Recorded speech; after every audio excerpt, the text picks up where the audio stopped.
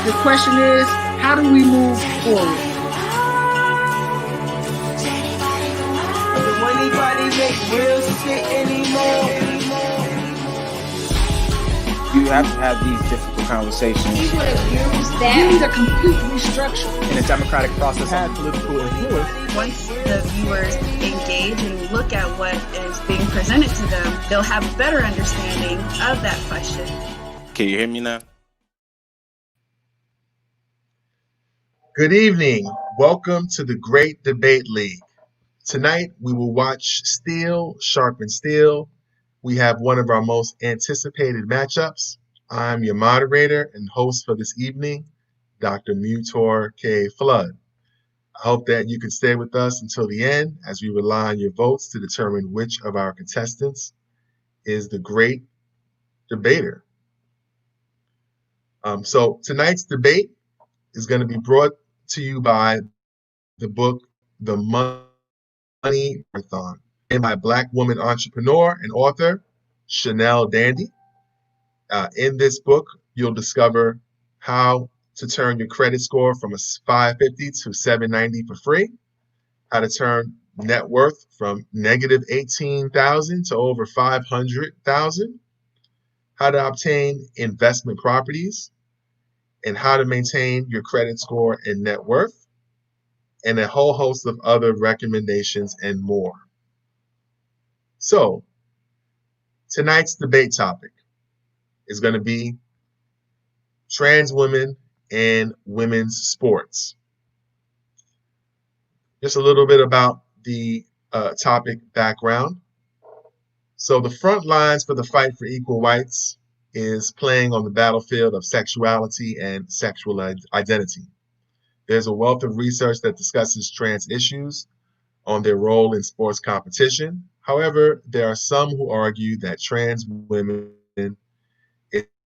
is breaking new records since it is a bridge to equality for all.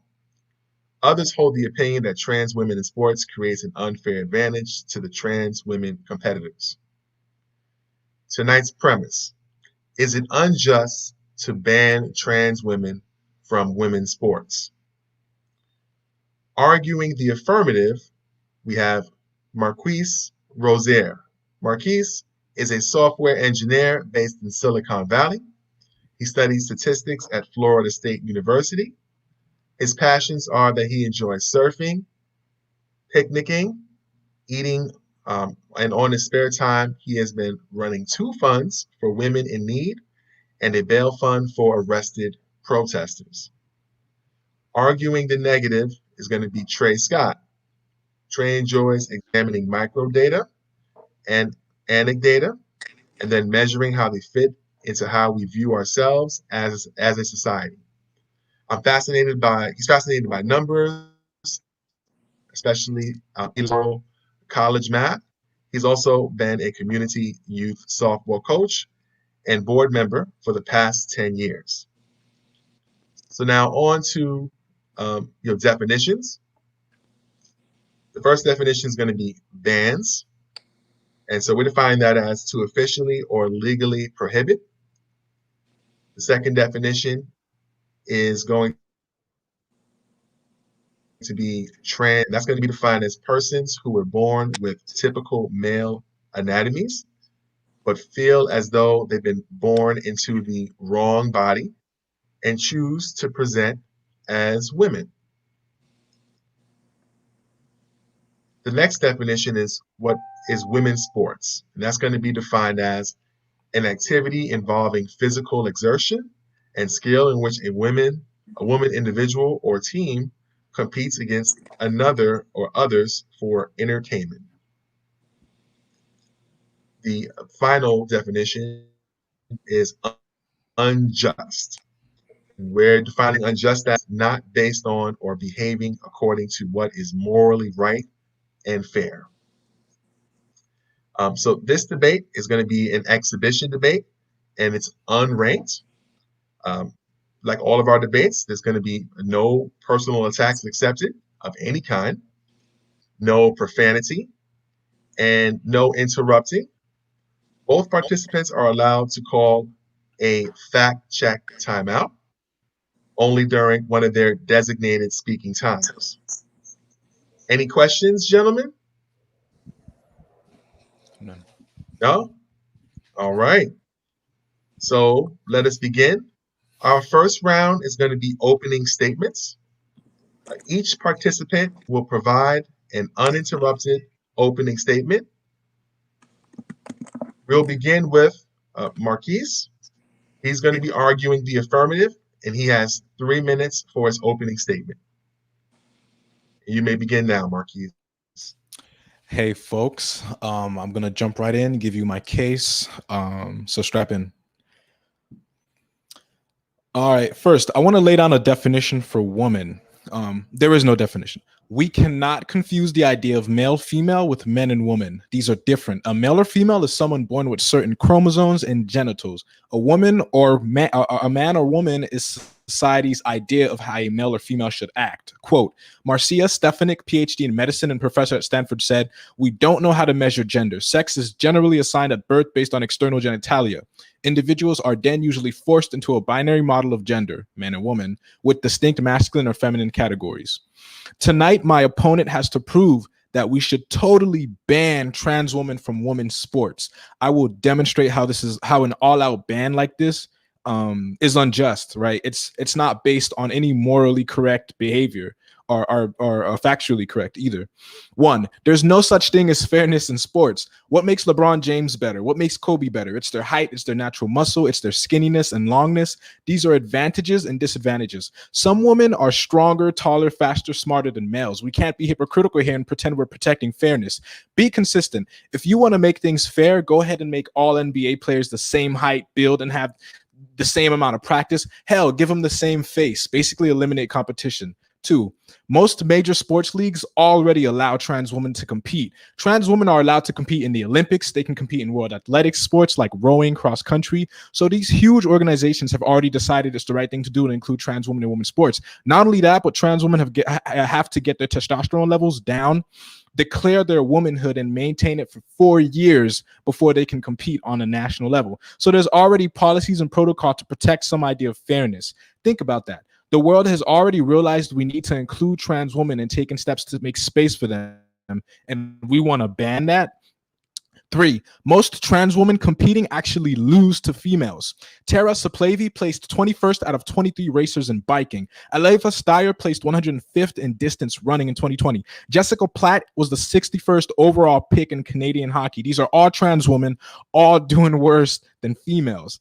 Next, if we ban women from women's sports now after they've been accepted already, that's transphobic. Why else are we even talking about removing them from sports they already fairly compete in? If we ban them from doing what they're already allowed to do, it's like Trump banning Muslims from the USA, even though the USA says it's a cultural melting pot.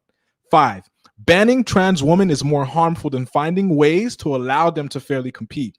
This ban would send a negative message about trans women and reinforce transphobia. Most people refuse to take some time to actually learn about trans people. So a ban is lazy and ignorant. We need to figure out ways to respect their identity and protect fairness. So to the credit of the definition of what unjust is, this is completely unjust. This is not based in fact. This is not based in moral behavior. Thank you.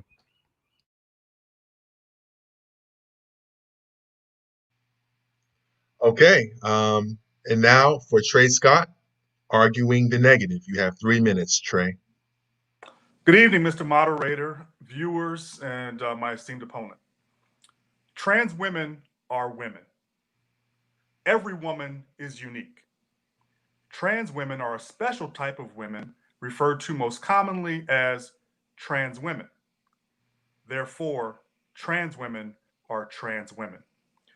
There are 3 primary elements which form the foundation of my position. One is a desire to eliminate discrimination against women and girls. Title IX was passed all the way back in 1978.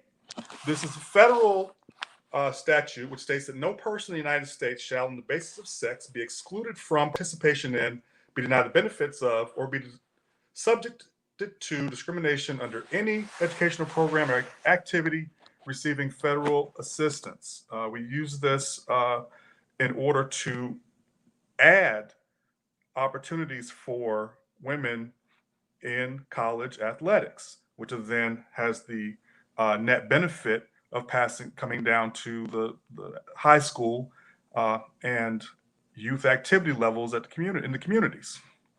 This increases opportunities without taking anything from anyone else. Generations of people in the United States have fought to gain opportunities for girls and women in sports. Returning those same opportunities to trans women takes away the opportunities that we fought so hard to gain. Excuse me. That's point number one. Number two, fairness in sports. Who doesn't love the idea of fair play? No, of course, not everyone can be LeBron James. But if we take a plurality of males and a plurality of females and put them into the same melting pot, on balance, the males in sports that are strength-based, speed-based, height-based will generally outperform females. These are things that we cannot deny. And it doesn't mean that we're saying that being female is a disability. It's simply a different ability. And lastly, a celebration of trans persons in a way that is both affirming and non-discriminatory. Trans women are trans women, and that's absolutely okay. And they should be recognized, celebrated, and allowed to compete as such. Thank you.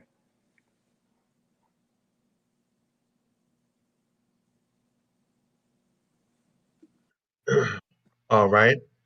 Thank you for those opening statements, gentlemen. We are now going to move into round two. This is our lightning round that allows for an open cross-examination between both participants to engage in interrogation of their opponent's position. This is a shared time frame for both debaters. So y'all can ask questions, answer questions, and kind of figure out each other's arguments this particular round. Use it wisely. Y'all have 15 minutes. Go ahead, gentlemen. Trey, I got some questions for you. Please. So you said your first point was giving trans women opportunity takes opportunity from women. Do you have examples of this? Well, let's bring up the case Mm-hmm. let me pull my notes here, make sure I have everything organized and can speak well on this. Let's talk about someone named June Eastbrook, who was named Female Athlete of the Week in Big Sky Conference. Now, she did not give herself that award, but let me be very clear. The conference, which is under the auspices of the NCAA, said that she was the Female Athlete of the Week, despite having competed as a male athlete in the same sport. They say the previous year, although further research says there would have been a year gap between. So that's just one example of an opportunity lost. But then we go further and we talk about here in Connecticut with the young track athletes who were actually celebrated by the cis female opponents in the same meet that they, of course, defeated. They said, look, we recognize and we affirm your trans womanhood, but we don't think it's necessarily fair to compete against us. So that's just, a real small sample there, but we can see a very slippery slope where this could become more commonplace, especially with the amount of money being poured into women and girls sports now. So do you know how many transgender women there are competing in sports? I do not. Okay, so what's the likelihood of them overtaking women's sports, like you're saying, is going to happen? The likelihood, I cannot speak to that from a statistical basis, which I know you would appreciate. But do you agree that it's unlikely? I would say that it's unlikely, but possible. When I say overtake, I'm talking unlikely. about what if you've got a group of young athletes who decide, you know what, we're just going to prove a point. Right. And they decide to go that route. That could easily happen with people who are of age in college. Okay. Do you, yeah, thanks for that point. So you're talking about Andrea Yearwood, right? The Connecticut track runner. Okay, so that's that group of Yeah. there were two, and then there were Yeah. three who spoke in affirmation of the trans athletes. The cisgender. Yeah. I'm talking about the trans athletes. I think you're talking about Andrea Yearwood. She was a black trans woman, Okay. and did you know that she scored 8th place? No, actually, I'm sorry. She scored 13th place in one of her track meets. So I will say that I have not followed up with them since they went to university. Well, but did you know that she actually has lost a few times to cisgendered women? Okay, So that's then, a fair point. Point well taken. So then, would you say that it's fair then when she loses, or that she loses, that she's not like just blowing them out the water like you're saying they could? It's interesting you raise that point. Jill Bearden, who's the founder and creator of the national trans women's cycling team, said just that. No one cares when you're losing, and so therefore we can dive deep and find and find the facts, but there's no coverage, there's no story, there's no emotion, there's nothing to talk about when they're losing. Right. So that part is indeed true. Right. But when that they're winning, that they mostly lose, but when they win the little tiny amount of times they do, it's like it's kind of unfair, right? It's almost like unjust. When I talk about, one of my sports heroes, I'm a lot older than you are, of course, was Martina Navratilova. She was challenged about her femininity, her sexuality incessantly throughout her career. She came out early last year, and stated that it's not fair. And she's someone herself who has faced the same sort of gender-specific, sexuality-related discrimination as these young athletes are today. And she's speaking from a point of both experience and actual knowledge, as well as from the point of being an elite athlete herself. She's someone, I think, whose opinion does carry a lot of weight in this debate. I would like to know what your thoughts are about, some parallels. Are there parallels between having trans competitors just entering, standard competition, standard being standard male, female, this whole binary thing, and that of Paralympians? Let's look at Oscar Pistorius, who initially was banned by the IOC for having the blade. He was the Blade Runner. I'm not sure if you remember him, but he was determined to have the science said he's using less energy than an able-bodied athlete in the Olympics. So therefore, it's not fair for him to compete. Now he appealed. His ban was overturned, and he was allowed to compete. It was a great thing for Paralympic athletes. But was it fair? And is there a parallel between a case like that and a case like having trans athletes competing in male or female specific sports? Yeah, I don't know. I don't think so, because there's almost like no way to measure advantage between trans women and normal women. Like, it's because sports are, especially when you're talking about just innate ability, right? Like, some trans women are tall, some are muscular, some are short. Just like normal women, normal is a terrible word to use, but just like females are, some are taller, faster, smarter than trans women, right? So I don't see a parallel. So if you don't see that parallel, note that we've been speaking for almost 10 minutes now between your statement, my statement, and this lightning round, and we have yet to mention trans men. Have you taken note of that? It's just that the topic is about trans women. That's why I didn't even bother to. It's about trans women. If you look at it nationally, the controversy is about trans women. Why is there no controversy about trans men? Are they not trans, not worthy as well? I agree. I'm down to have that debate with you next. I have a question for you. Yes. Fair play. Fair play. You said that if we were to get a plurality of males, of male-born trans women who have transitioned to women, and we were to get them to be in sports with females, right, that they'd like outperform them. So are you aware that this doesn't happen at all? Oh no, I'm sorry. You already agreed to that. Never mind. I take that back. Lastly, so you want to affirm and celebrate trans women by banning them from sports that they're allowed to play in? Because of this is exactly what I feel. I think that, when we talk about the progression just of our society and being more inclusive, that it may mean that, okay, we no longer have just sports. Now we have sports for boys, men, males, and now we have sports for girls, women, females. I don't see any problem with a natural progression from there being to include sports for trans athletes. Trans Except, persons are every bit as, I don't think that they have to fit into these two existing boxes. but That's what if what they makes it. choose to? What if they choose like I'm a trans woman, right? Like, I'm sorry, I'm a woman, but trans women are a woman, like you said earlier. But yeah, but what if they've decided I'm a woman, so I want to participate amongst what I am? It's really important that we make one point that I think that you touched on it during your opening, but we didn't really marry ourselves to it, which is the idea that just the mere concept of gender, maleness, femaleness, masculinity, femininity, those Maleness, things. that's wrong. You meant Well, I'm womanness, not- manness. so manness, okay, manness, womanness.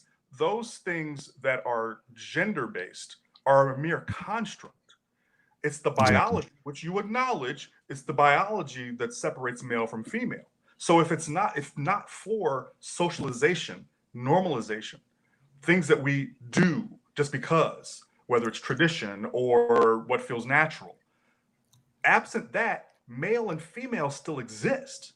And there are things that, because of the way certain sports have been created, separate males from females. Yes, there will be females who can outperform a lot of males. There will be males who cannot perform nearly as well as an average female in those same sports. But on balance, the numbers are going to be like this, which is why we have, disparity between the NBA and the WNBA and the way the money is paid out. Because for whatever reason, our society has decided men's sports are more exciting, and therefore we're willing to pay more to see it. And the women's equivalent sport, we're not talking about where in tennis where it's actually the same game. The women's game of basketball, professional basketball, is deemed less worthy. Do you understand? It's Do you our understand? opportunities being taken away for us to Thank you. enhance that, to try to Yeah. get them up to a level of equality.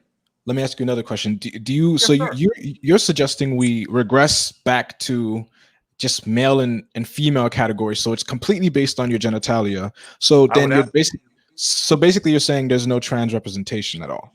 I'm not saying there should be no trans representation. I'm saying the trans should have their own lane. Let me add this as well. Years ago, this is back in 1992, they came out with a movie called A League of Their Own.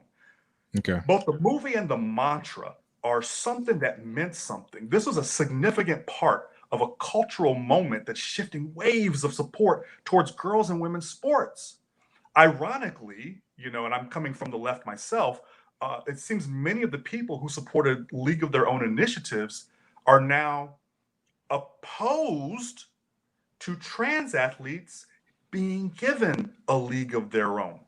That for me is it's kind of mind-boggling when I represent myself as a trans ally and I say I want to represent and recognize their transhood. I get that. But like if a trans woman has decided they're a woman and there's already a league for women, why can't they just what? So you're telling you want to ban them and move them forcibly into a trans league? I would like to see a trans league. Now, in the case of I guess what I'm asking really is like, what's your plan with the banning? Like, how's that going to work? Like, what would the policy be? How would you deliver that statement? How would you tell that to the 60 plus trans women who participate in women's sports now and mostly lose to cisgendered women? How would you tell them? Like, how would you be able to morally and justifiably stand up and say, y'all are being unfair despite the fact that you're losing mostly. You're being unfair, you're winning, you have an advantage. Get out of there and go perform in your own league. How would you do that? 60 plus women, none of which win mostly. That's one of the questions that people ask. The numbers aren't there. They say the numbers aren't there. The numbers aren't there. They are not.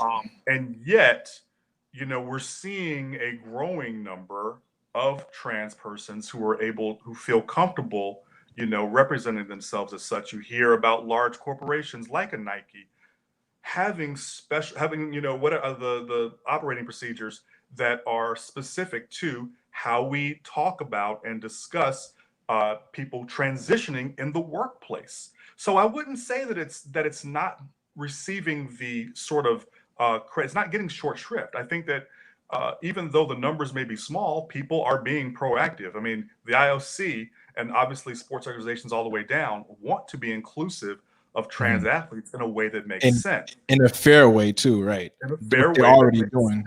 So then And how would you stop all that progress, reverse it, and tell them, get out of here? I don't think creating new opportunities is a regression of progress at all. I could not agree with that definition. I think that when you increase opportunities, you increase opportunities. By providing this other lane to compete in, wow, I'll be the first blank this. This is an opportunity, not a limitation. But you're making that decision for them. That's one. So you're not even respecting their identity. And two, you're forcibly removing them from us because issues of fairness that don't even exist. So I don't think that it's. I think so you think this is you think you're doing a good thing here? The benevolent dictator. No, when you make this opportunity available, it's not something that is crushing, that identity. This is like recognizing that identity in a way that also recognizes that biology. That's why girls' sports and women's sports exist in the face. This is just, I know we're running out of time here, but this is just another micro attack on women's sports. What, the trans inclusion? It absolutely is. How again? How is that? How is it an attack? Because you're seeking to take opportunities and putting an unfair playing field. But I thought we just agreed that there's no real unfairness. Statistically proven, there's none. Unfairness in terms of what you're seeing as results. What I'm saying is the unfairness is in the foundation. Thanks for answering those questions.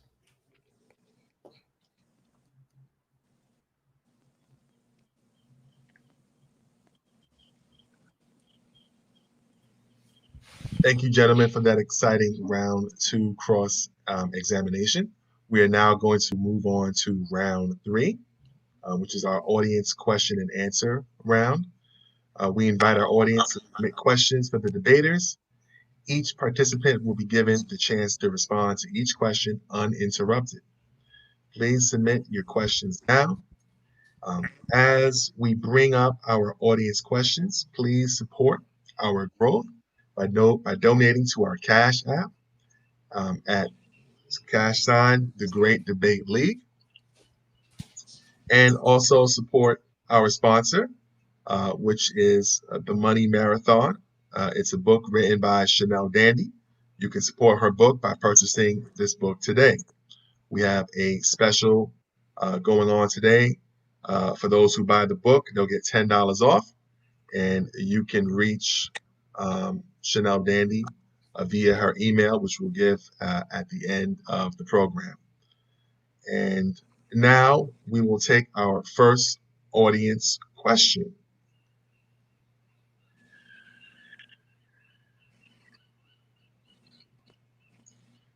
So, first audience question is, are there any examples of trans men dominating men's sports like there are in women's sports?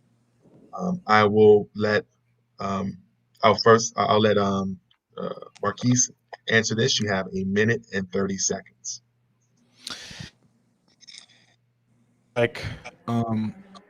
No, and it could arguably be made that there's no no, but arguably there's none in women's sports, like on the professional level, because they're regulated, right? So they have to meet certain conditions, and that usually basically makes it very fair. So like in the Olympics, in the NCAA, there's no recorded instance of women dominating women's sports either. All right. And I'll hand that question over to Tre. Same question. Yes, sir. Okay. You have a The minute answer 30. is none that I'm aware of. And I looked up the IOC, the International Olympic Committee guidelines, and there's this much regarding what defines a female for sporting competition, and there's this much about, we talk about the case of Caster Semenya, and it's this is one that is heartbreaking to me on so many levels. She was a dominant runner who was intercept, which is something that few of us had any idea what that even meant, at the time that she began competing. She didn't choose anything. Signed something at birth, and it was based upon what they knew, felt, around her at the time. When she began competing, she was dominant.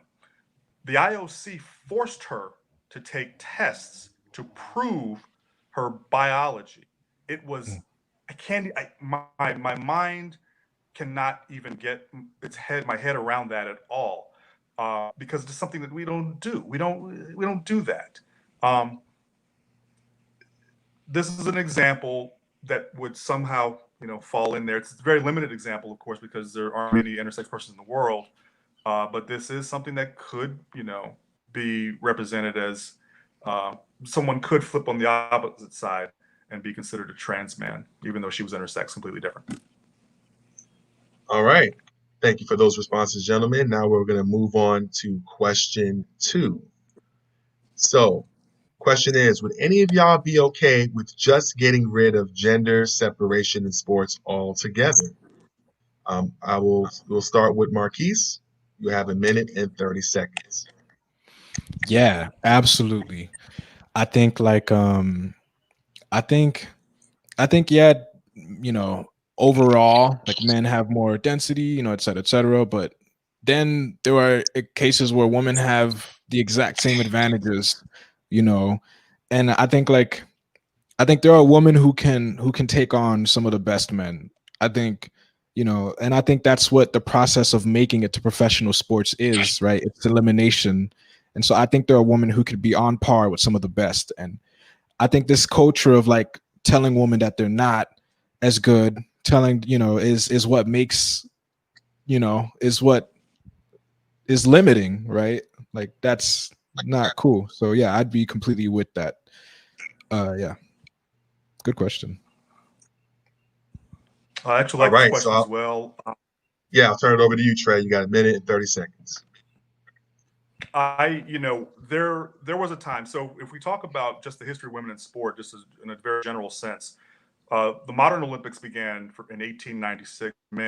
Women weren't included until 1900. That's only 4 years, but only 1% of the competitors that year were women. Oh, and by the way, they were only allowed to compete individually in 2 sports, tennis, which was deemed feminine sports, women's sports.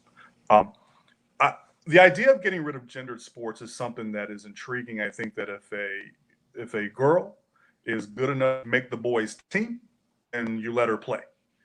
If a trans girl is good enough to make the boys' team, you let her play.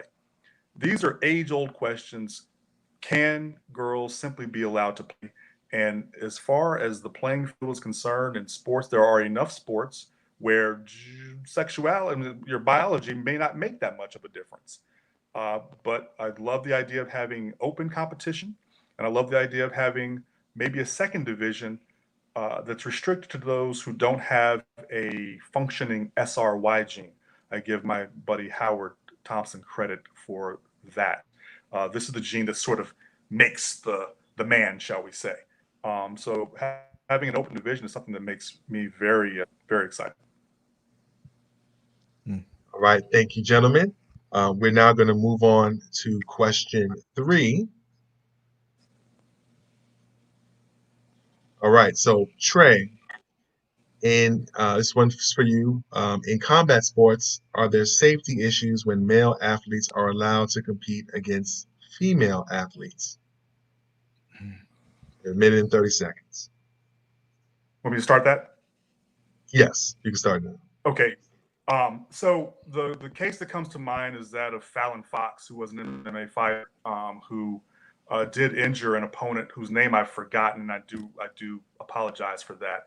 But Fallon was someone who had, per the IOC rules and guidelines, which is to maintain a testosterone level below 10 nanograms per liter for 12 months. And have ongoing HRT, which is hormone replacement therapy. She had fulfilled those guidelines, but was recognized as a woman fighter, but she still hurt someone because there are differences when a person goes through puberty, male versus female, that are not reversed later in life by simple hormone therapy. So we talk about, just muscle mass and bone density. So there are safety issues, potential safety issues when male athletes compete against females, although there are many females who can compete and who are ready for it and don't care about any increased risk and who are, certainly capable of holding their own against male in sporting competition. All right, thank you for that, Trey. I'll let Marquise kind of tackle this question. You have a minute and 30 seconds.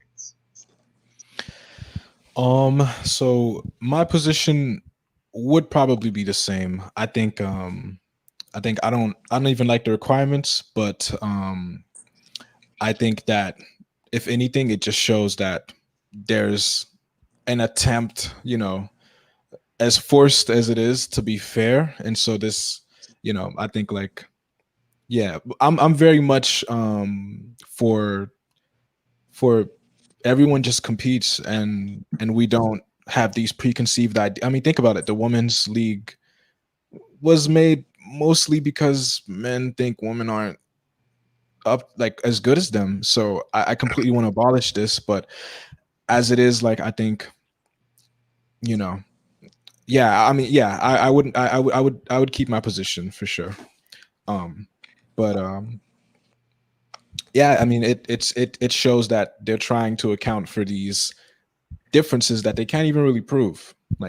There's no proof that that the hormones does anything really to make them to make trans women less advantageous, or there's no proof, there's no science behind it.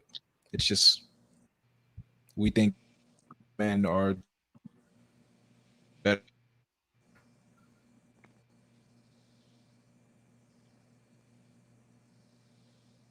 Okay, and so now thank you for that answer, Marquise. Now we're going to move on to our closing statements. So each participant will provide an uninterrupted closing statement. We will start with Trey because looks like Marquise is having a little bit of issues. You have 3 minutes, Trey. Go for it. I want to say that I appreciate Marquise for coming well prepared for tonight's debate. But in the great scheme of things, what he's describing as small numbers are small numbers today. The trans movement is very brand new. And so we're talking about wanting to make sure that we have fair policies in place, which can be scaled up as the numbers grow. I do believe that we will see more self-identifying, more trans-identifying persons in the years and decades to come. And I don't think there's a problem with that. I think that we want to make sure that we are prepared and properly prepared for it in a way that, as I mentioned earlier, is both affirming and non-discriminatory. I think that anytime that we try to take away the trans label, that we try to somehow say, oh, that trans label is not a good thing, that we are at that moment diminishing the personhood of the trans individual. A trans individual is very special. And I think that specialness should be recognized and affirmed in a way that's absolutely in line with who they endeavor to be. and also in line with who they actually are. That's non-discriminatory by creating an opportunity for trans athletes to compete with other trans athletes. There are differences between men and women, between males and females, that simply cannot be undone by choice. These are things that we're born with, things that we go through naturally, that are not anything that we've chosen for ourselves. And I don't think that it is the right thing to do to say, well, because someone makes this other set of choices, that they should be given these inherent advantages over those who didn't make the same choices because they were born into this body. So I think that we can do this in a way that ensures that trans persons are given equal access to sports. Now, I would say that the NCAA currently allows male athletes who identify as transgender females to compete in competition after suppressing testosterone for 1 year. Let me make that very clear. After suppressing testosterone for a year. In order to do that, they are using chemical substances in order to block testosterone. Where else in sports do we say that it's fair to use hormone-altering substances? We have an entire culture that's, based upon limiting and mitigating PED use, and so to say that we should do it for this other class of individual is absolutely against the rules of fair play. If I may, this one last point. I think that we want to follow the IOC, and I think that what's happening right now is that the IOC is looking to actually reduce that testosterone threshold by 1/2. It's controversial and undecided, but that is what's going on at the IOC level now. Thank you for your time.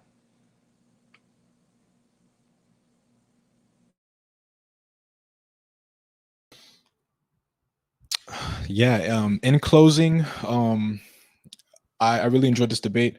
In closing, Tre brought up 3 points. Tre said that allowing trans women to play in women's sports translates to women losing opportunity. Tre agreed during cross-examination that there's no real data saying that. So then I think we can drop that point. Second, Tre said that he's worried about fair play. That if we take, that there's a slippery slope that, men will overtake women in women's sport, right? That's the slippery slope, right? Men will just, and we agreed that trans women, who are women, will not, right? This is not happening. And for the most part, they lose mostly in sports against females, in women's sports. So I think we can drop point 2 as well. Point 3, Tre is arguing that we want to affirm and celebrate trans womanhood. And so I think the best way to do that is to let trans women make their own decisions, right? If they want to compete in women's sports, then leave them to do that, right? Especially when there's a culture of acceptance already around that.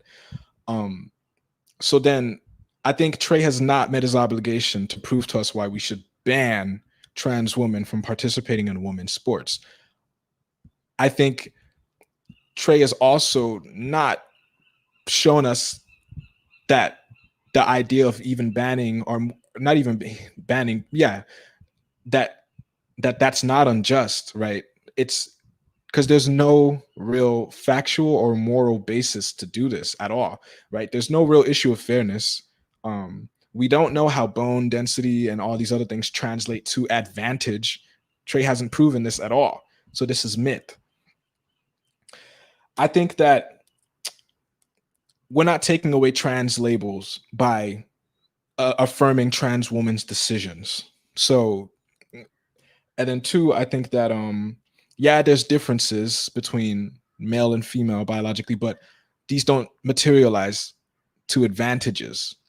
Tre has not proven this. And 3, the IOC is making, but requiring trans women to reduce hormones, not for an advantage to them, but to basically make competition fair, right? So I think you should. I think the decision is pretty obvious. Audience, Trey has not told us why we should ban trans women from women's sports.